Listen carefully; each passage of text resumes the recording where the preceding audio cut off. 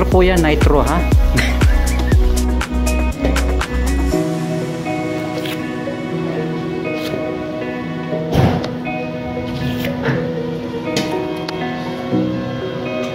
Ba't wala? Yan nga eh. Hindi lumabas naman dito.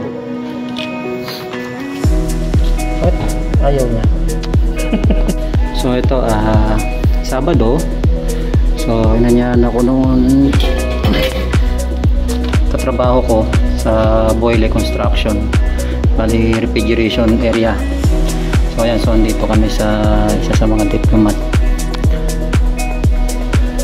Mga diplomat ng ano, so kung anong diplomat yun, bahala na. So ayan, so ito yung rep nya, non-pros. So ayan, non-pros yan, non-pros.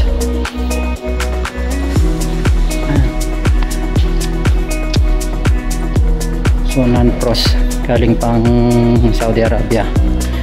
So sabi halos 13 years na. So ayan, halos 13 years na siya. O ayan. So may nagkaroon kami ng problema sa gauge manifold. Medyo hindi siya bumubuga, may sira yung lock niya rito. So binubuksan, hindi lumalabas. So takbo muna yon kasamaan ko doon sa kabilang bahay ng diplomat, kukunin yung gauge. So andun na sila, ayun na, narinig ko na yung L3. So ayan. So dala namin nitro, tapos siya meron din kaming freon. So ayan, so ano na kami, nagpasok na kami ng nitro para ilabas lahat yung mga dumi. So may nakita kami, ito medyo may damage.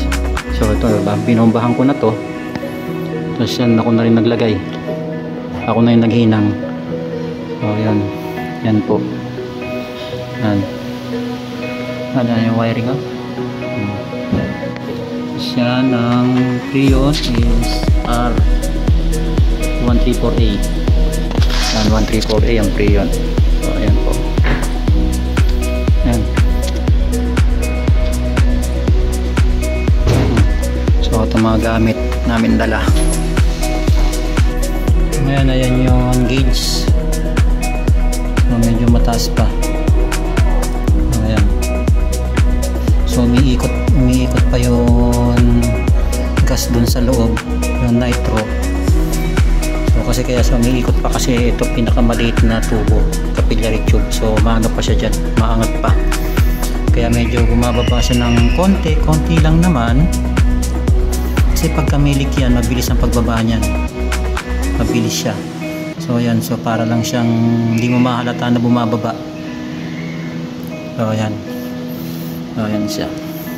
Ayan na. So Arabia.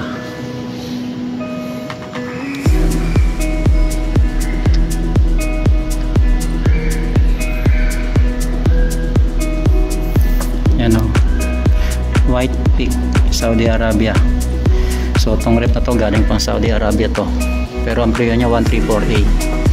Yan, Everest Industry Company. Yan, made in UAE. Oh, hindi made in China. Oh, see, pero ang voltahe niya yan, 120 volts 60 Hz. So ayan siya, saagi siya. So ito yung condenser, so medyo malangis siya. So at may itim. So ito, pagka ganito yung rep, kailangan linisin ito. So meron tayong transformer ballast para sa ilaw. So pag ito nilinis, hindi ito pwedeng basain kasi meron tayong ito, connector plug, tapos siya may ballast. So yun, so kailangan itong kuskusin para malinis siya. So tingnan natin kung see-through naman siya. So see-through. So yun, so ito pag napuno na alikabok to, yan, mayroon epekto sa lamig yan. Kaya kailangan lagi lilinisin yan. Kasi meron siyang pan sa loob. Ito yung pan.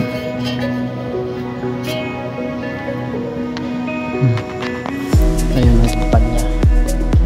Ito oh. Yan yung pan.